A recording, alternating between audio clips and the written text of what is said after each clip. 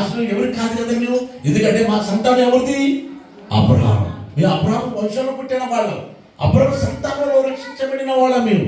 మాకు స్వతంత్రం వచ్చేసింది, మాకు స్వేచ్ఛ వచ్చేసింది.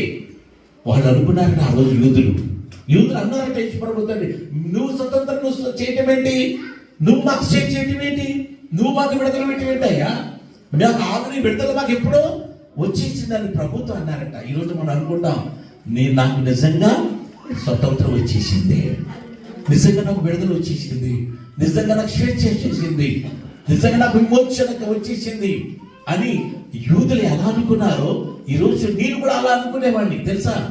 కానీ ఎప్పుడైతే దేవుడితో అనుబంధం కలిగి ఉంటామో, సమాసం ఎక్కువగా కలిగి ఉంటామో, అప్పుడు ప్రభు ఆత్మ మనలోకి వచ్చేస్తుంది. ప్రభు ఆత్మ చేత మనం మాట్లాడగలుగుతాం, ప్రభు ఆత్మ చేత నడిపించగలుగుతాం.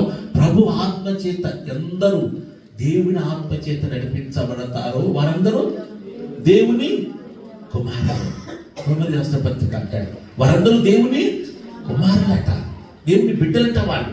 అయితే ఇప్పుడు వీళ్ళు అంటారు, మేము అబ్రహాము సంతానం, మాకు స్వతంత్రం వచ్చి ఉంది అని అన్నప్పుడు 34 వచ్చిన అంటాడు, యేసుప్రభువు చెప్తున్నాడు. అందుకు యేసు అంటాడు, పాపము చేయు ప్రతి వాడును పాపములకు దాసుడని మీతో నిత్యముగా చెప్పు.